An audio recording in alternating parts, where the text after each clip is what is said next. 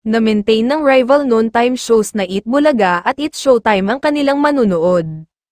Halos ganun pa rin ang ratings nila, walang nadagdag, walang nang iwan, patuloy tinututukan ng kani-kanilang loyal viewers. Ang It's Showtime, naglalaro lang sa 7% at 8% ang pang-araw-araw na rating, medyo nadagdagan lang pagdating ng Sabado.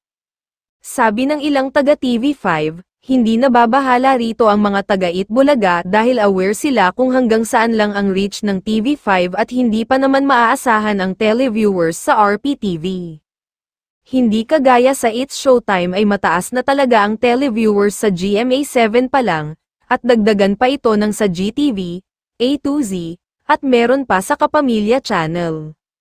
Kaya hindi raw nababahala rito ang taga Eat Bulaga, wala raw silang nararamdamang pressure, dahil panay pa nga ang taping nila ng ilang episodes. Nagre-react lang daw sila kapag may nagkakalat ng mga fake news tungkol sa kanilang programa. Ito ang dahilan kaya nag-imbita na sila ng ilang entertainment media sa birthday episode ni Vic Soto nung nakaraang Sabado.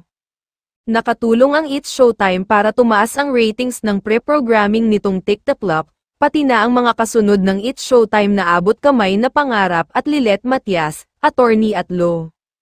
Samantala, ang dami inaantabayan ng pagbabago sa local TV landscape na mapapanood na din sa GMA, isa na ang Pinoy adaptation ng It's Okay to Not Be Okay starring Ann Curtis, Joshua Garcia, and Carlo Aquino. Ikinakasa na ba ang bali-balitang bagong primetime collab ng Kapamilya at Kapuso na tatampukan ni Gerald Anderson at ng isang Kapuso actress?